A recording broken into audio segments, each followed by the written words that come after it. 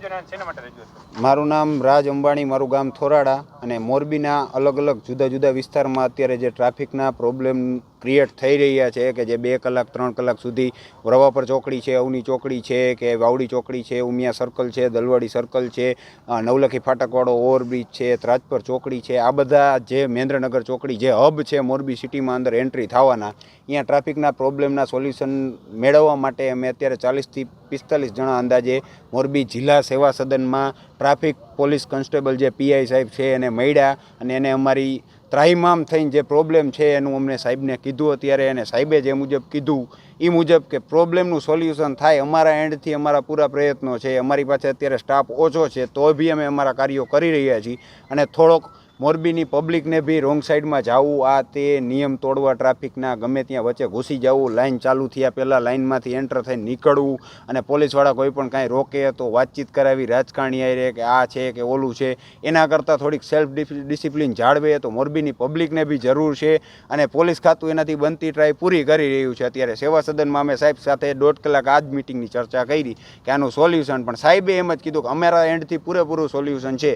અને એમાંનું મેન જે સ્કાય મોલની સામે સ્પાઇસી સ્પૂન રેસ્ટોરન્ટ છે, બ્લેકબેરી રેસ્ટોરન્ટ છે અને સ્કાય મોલની બંને બાજુની સાઈડ જે રોડ રસ્તા પર રાત્રે ગાડી પાર્કિંગ થાય છે એનું બી સાહેબને અમને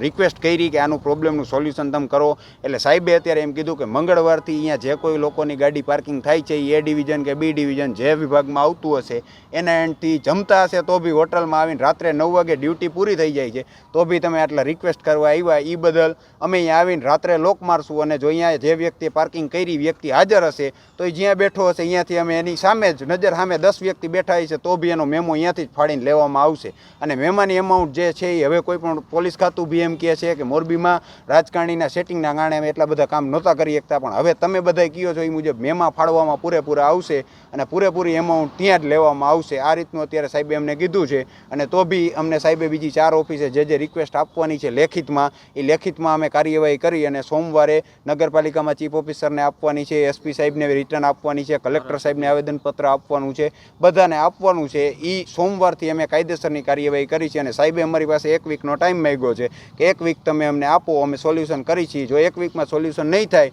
તો આના આગળના જે કાંઈ પણ પગલાં લેવાતા હશે એ અમારા એન્ડથી યુવાનો તરફથી કાંઈ પણ પગલાં લેવામાં આવશે આ ટ્રાફિકના સોલ્યુશન કરવા બદલ.